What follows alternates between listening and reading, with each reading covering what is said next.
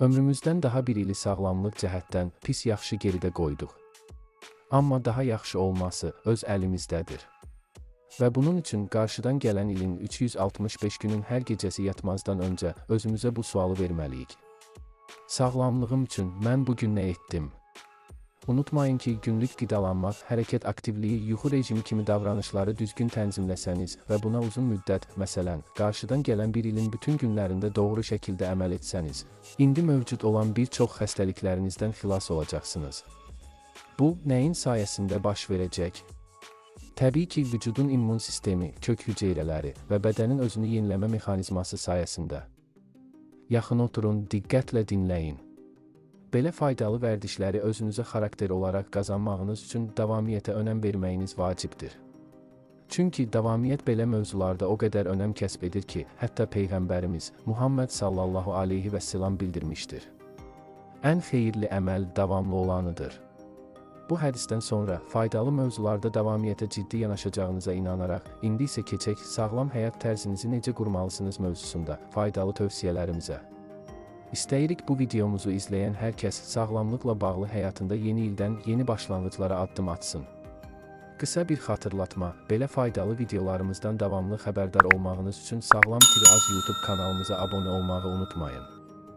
İndi isə keçək hər gün edə biləcəyiniz, sizlər üçün çox bəsit, amma sağlamlığınız üçün çox önəmli vərdişlərə nəzər salaq. Öncəliklə yuxu rejiminizə diqqət yetirin.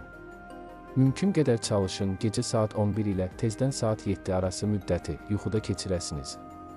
Bu vərdiş sizin beyin sağlamlığınızı, zehin gücünüzü, yaddaşınızı qorumaqla yanaşı Alzheimer, Parkinson kimi xəstəliklərdən də sizi uzaq tutacaq, bədəniniz üçün son dərəcə vacib hesab olunan, bədənin immunitet sisteminə dəstək olan, güclü antioksidant sayılan melatonin hormonunuzun ifrazını artıracaqdır.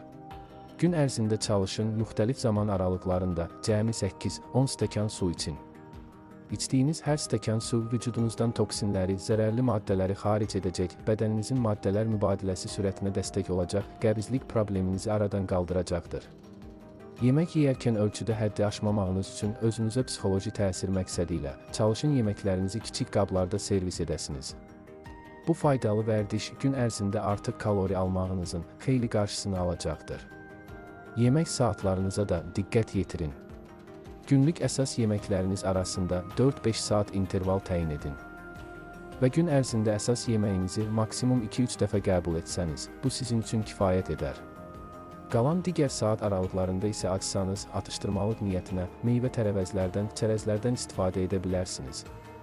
Günlük menyunuzda çalışın dəniz məhsullarına, süd məhsullarına, paxlalı bitkilərə də yer verəsiniz. Günlük bədən aktivliyinizi qorumağa çalışın. Həftədə 2-3 dəfə hər hansısa bir idman növü ilə ciddi məşğul olun. Və bundan əlavə hər gün təmiz havada ən azı 10.000 addım yürüyüş edin. Bu faydalı vərdiş sizin ağciyərləriniz, ürəyinizin nizamlı fəaliyyəti, bağırsaqlarınızın düzgün çalışması və psixoloji sağlamlığınızı qorumağınız üçün çox vacibdir. Keçək növbəti sağlamlıq vərdişinə, beyin məşqi. Bildiyiniz kimi, beyin bütün bədəni idarə edən ən önəmli orqandır.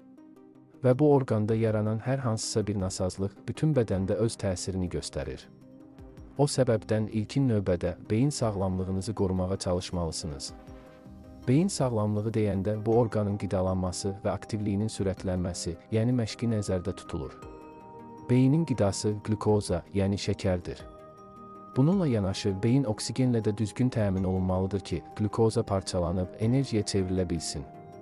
Beynin məşqi isə kitab oxumaq, yeni dil öyrənmək, elmi verilişlərə baxmaq, riyazi hesablamalar aparmaq və sairə kimi aktivliklərdir. Necə ki, davamlı ağırlıq qaldırmaqla məşğul olan insanın əzələləri güclənir, inkişaf edir. Eyni ilə, davamlı zehin işləri ilə məşğul olan insanın da beyni güclənir, inkişaf edir. Yəni, əzələnin inkişafı fiziksel idman olduğu kimi, beynin inkişafı da zehinsel idmandır. Spirtli içkilər və siqaret kimi zərərli vərdişlərdən uzaq durun. Gigiyena qaydalarına müntəzəm olaraq əməl edin. Manikür-pedikür zamanı və ya diş həkiminə müraciət etdiyiniz zamanlarda üzərinizdə istifadə olunacaq alətlərin tam sterilizasiyasından əmin olun. Çünki natəmizlik və səhlənkarlıq nəticəsində belə yerlərdən qana qarışan infeksiya ürək qapaqlarında, ürəyin qüsurlu olan hissəsində iltihablanmaya və ya hepatit, QİÇ kimi xəstəliklərin yayılmasına səbəb ola bilir. O səbəbdən bu tövsiyəmizə də diqqətli əməl edin. Tibbi müayinələrinizdən vaxtında keçin. Peyvəndlərinizi zamanında vurdurun. Psixoloji sağlamlığınızı hər zaman ön planda tutun. Özünüz ehtiyac duyursunuzsa və ya ətrafınızdakı insanları narahat edəcək davranışlar nümayiş edirsinizsə, mütləq savadlı bir psixoloqdan dəstək alın. Çünki beyni pozulmuş insan nə özünə, nə də ətrafındakı insanlara heç bir fayda verə bilməz.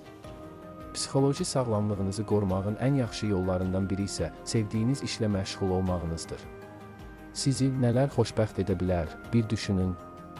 Məsələn, üzmək, hər hansısa bir musiqi alətində ifa etmək, musiqi dinləmək, rəsm çəkmək, film izləmək, ürəyinizə yaxın olan insanlarla birlikdə zaman keçirmək.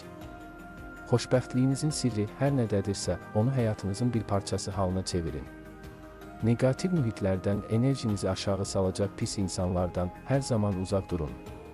Və son tövsiyəmizi dahi beyin, Albert Einstein'in sözləri ilə tamamlayaq. Həyat, velosiped sürməyə bənzəyir. Yıxılmamaq, tarazlığı saxlamaq üçün daim hərəkətdə olmalısan. Videonu bəyənməyi, mövzu ilə əlaqədar gözəl düşüncələrinizi rəylərdə bizə yazmağı unutmayın, dəyərli izləyicilər. Növbəti faydalı videolarda görüşənədək.